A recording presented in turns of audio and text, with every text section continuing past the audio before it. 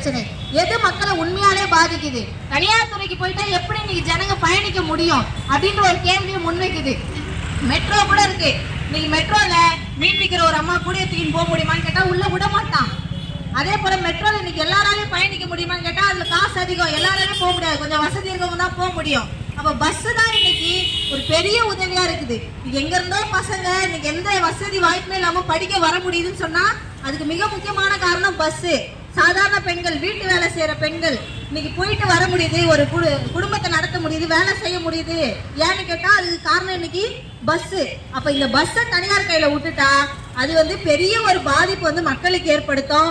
அது மட்டும் கிடையாது, இன்னைக்கு பல இளைஞர்கள் இன்னைக்கு பெரிய படிச்சு பெரிய இடங்களுக்கு போகக்கூடிய இளைஞர்கள் இருந்தாலும் சில பேர் இன்னைக்கு இந்த மாதிரி பஸ் கண்டக்டர், டிரைவர் இப்படிலாம் போகும்போது என்ன, இதெல்லாம் அரசாங்க வேலை இல்லையா, ஒரு பாதுகாப்பு இருக்கும்.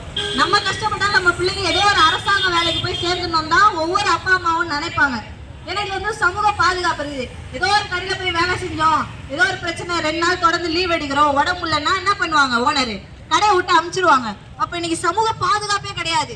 ஒரு மனுஷன் இந்த சமூகத்துல வாழ்றான்னு சொன்னா அவனுக்கு ஏதோ ஒரு பிரச்சனை, உடம்பு சரியில்லைன்னா கூட லீவ் எடுக்க முடியாத சூழல் இருக்கு. கால் கடக்க இன்னைக்கெல்லாம் கடையில நின்று வேலை பாக்குறாங்க, ரொம்ப கால் வலிக்கும். ஒரே ஒரு நாள் லீவ் எடுத்துக்கணும்னு நினைச்சா நம்மளால எடுக்க முடியுமா? ஓனர் என்னைக்கு லீவு தராரோ அன்னைக்கு தான் லீவ் எடுக்க முடியும். அப்படியான சூழல் இருக்கு. ஆனா இன்னைக்கு போக்குவரத்து தொழிலாளர்கள் 24 மணி நேரமும் உழைக்கக்கூடிய ஆட்களா இருக்கிறாங்க, பஸ் ஓட்டுறாங்க.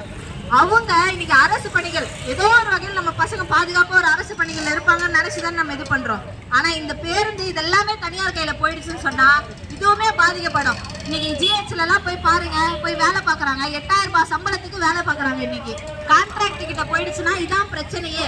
அப்போ பஸ் எல்லாம் தனியார் விட்டா இன்னைக்கு நம்ம பிள்ளைங்களை போயிட்டு பஸ் கண்டக்டர், டிரைவர் ஏதோ ஒரு வேலை கிடக்கணும்னு சொன்னா சம்பளம்ங்கிறது ரொம்ப குறைவா இருக்கும். போனஸ் எந்த ஒரு அடிப்படை உரிமைகளுமே கிடைக்காது தனியார் கிட்ட.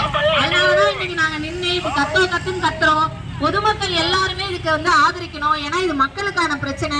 பஸ்ஸை தனியார் மயமாக்குவதை ஒருபோதும் நாம அனுமதிக்க கூடாது. இது போக்குவரத்து துறையை அரசாங்கம் மட்டும்தான் நடத்தணும். அரசாங்கம் நடத்தினா மட்டும்தான் அது மக்களுக்கு தேவை இருக்கக்கூடிய ஒரு விஷயமா இருக்கும் அப்படின்றத கேட்டுக்கிறோம்.